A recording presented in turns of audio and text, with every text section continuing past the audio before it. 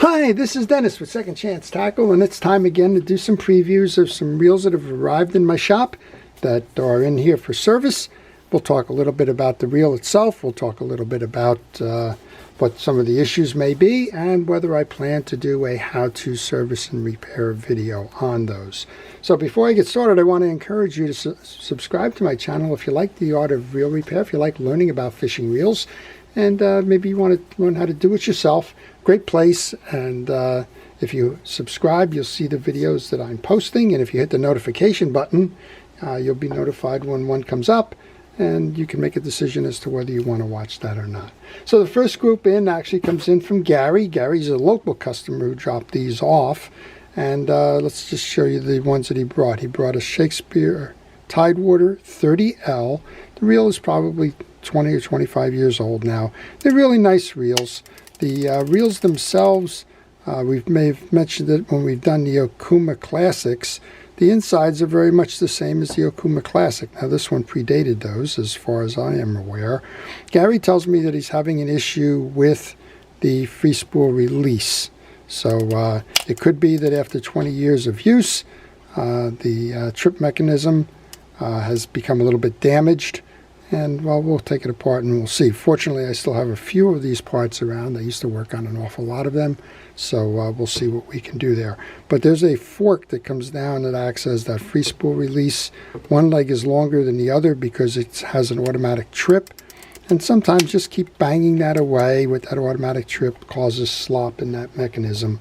And, well, we'll see what we can do there. The second one up is a Penn Pier. This one's the 109. Now it's got a different handle on it. This is not the handle for the 109. But the 109 should have an anti-reverse. But what's happened here is, well, you're constantly in free spool release. The trip lever spring is broken on it. That needs to be repaired. And what happens with that one is, well, I guess maybe it got caught that time. We'll see. There we go. So what's happening is it's moving it without the spring to some extent. But when you're casting, this will always backpedal on the 109 reel.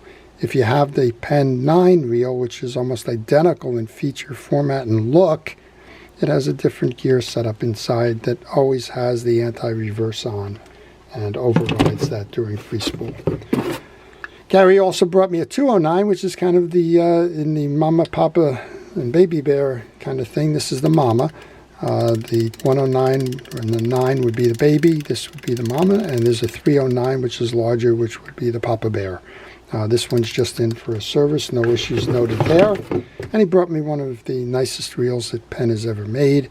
This is the Penn International 975. It works smoothly, but Gary tells me that the trip lever from time to time gets stuck. Well, the trip lever here actually has a little stud on it that interfaces with a serrated trip ratchet. And just like we were talking about the Tidewater, over time that little stud gets rounded over and doesn't grab or doesn't get tripped properly. So we'll probably have to replace the parts in that one.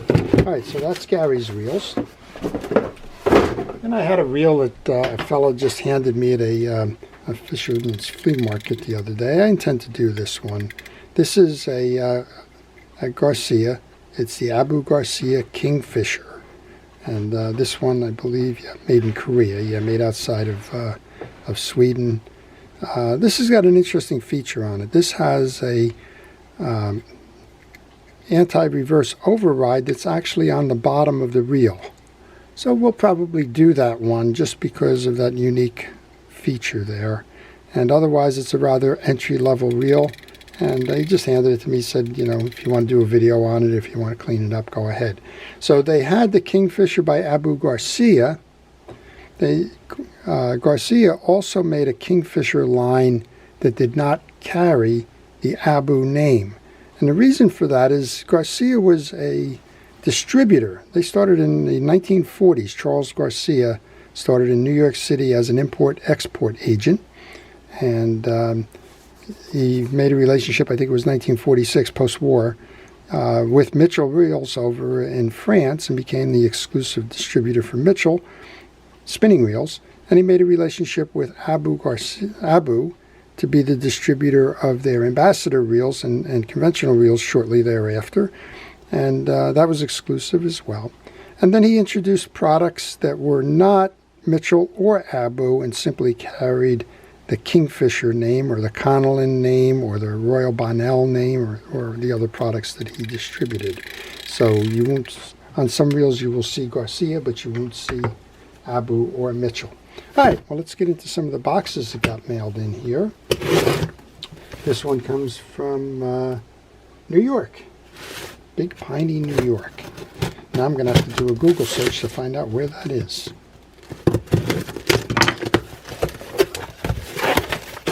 All right, we have an Olympic dolphin, and it may or may not be a reel in a bag project. And it is a reel in a bag project. I talked to the fellow. These Olympic dolphins are very nice fishing reels. This one got taken apart, and well, like so many reel in a bag projects, folks got a little intimidated or lost track or were unable to complete the reassembly. And I guess I just, by nature, I want to see these things going fishing again. So I offered to do those reel in a bag projects. I am very concerned that we better have the anti-reverse dog spring in here. If we don't have the anti-reverse dog spring, we're basically out of luck. I see the anti-reverse dog. Hopefully the spring is in here. All right, we may do that one as a reel in a bag project. They're always fun. Next up then comes from Illinois. So it looks like we're getting some coverage across the states again. So if you want to see one of these reels, oh, this is interesting. I think somebody just, I don't know. No note in the box, some money, and a bunch of plugs. Now I got to go back and check my emails. These are a lot of fun. These are older plugs. And maybe we'll just do a little bit of a video on that. Oh, we do have it. We do have a note in here. Ah, it's a fellow that's just thanking me for fixing his reel. Isn't that nice? Giving me some old lures and thanking me for watching the videos. Well, that's awful nice. The generosity and the responsiveness of this channel never ceases to amaze me. I'm so appreciative of the feedback that everybody gives me, that the forums that have been created, and well, something like that just makes it a little bit extra special. The next one up then comes from Georgia. So we've kind of been around the globe, and looks like we've got some good variety coming up here. And let's see what we have. This is from Keith in Georgia. Somehow he managed to bend the pen box backwards. That's pretty good. I'd like to see how that one was done.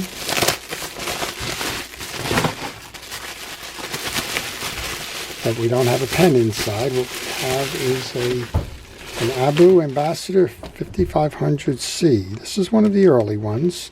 Whoa, that one is tight. Wow. There's something clearly going on in here that's not correct.